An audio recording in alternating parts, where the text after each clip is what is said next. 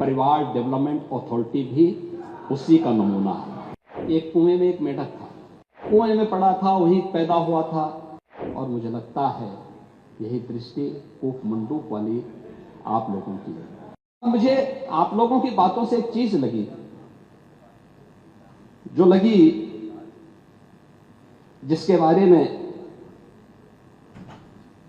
चार्वाक ने भी एक बात कही, यानी जो अपने तक केवल सीमित करता है, जिसके बारे में उन्होंने कहा था कि यावत जीवेत सुखम जीवेत ऋणम कृत्वा घृतम पिबेत भस्मीभूतस्य देहस्य पुनरागमन कुतः। और ये स्थिति आप लोगों की है, यानी केवल अपने तक सीमित करना। आपका परिवार डेवलपमेंट अथॉरिटी भी उसी का नमूना है। यही है, ये परिवार डेवलपमेंट अथॉरिटी की ये भावना ही इस पर आधारित है, जिसके बारे में स्वामी विवेकानंद ने कहा था कूप मंडूक होना। उन्होंने अपनी कथाओं में, अपने प्रवचन में एक बात को कहते थे कि एक कुएं में एक मेढक था,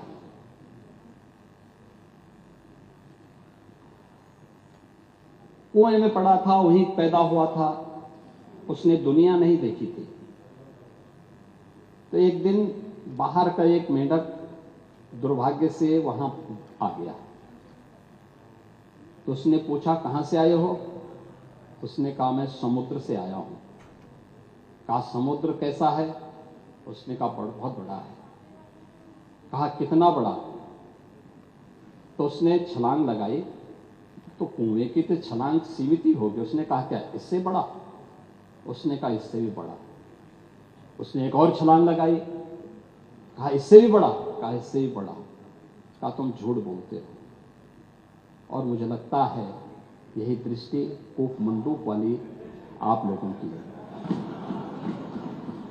दुनिया आगे बढ़ रही है, एक प्रतिस्पर्धा चल रही है, लेकिन आप लोग अभी भी अपने परिवार तक सीमित होना चाहते हैं।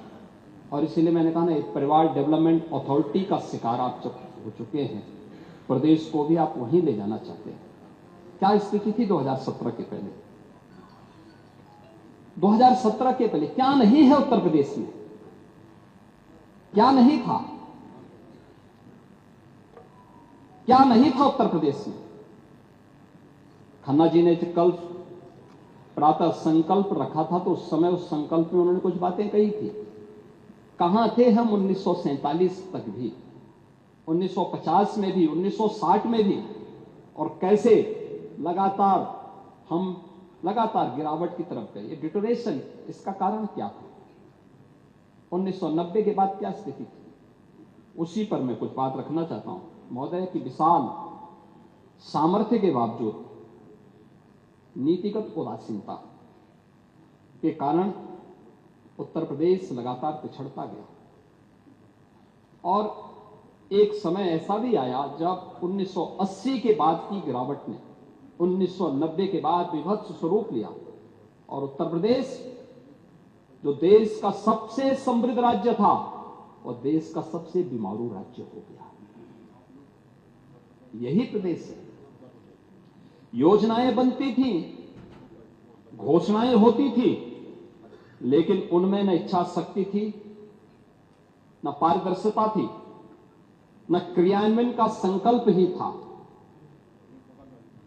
बिजली, सड़क, जल, स्वास्थ्य जैसी मूलभूत सुविधाओं पर सरकार की उदासीनता,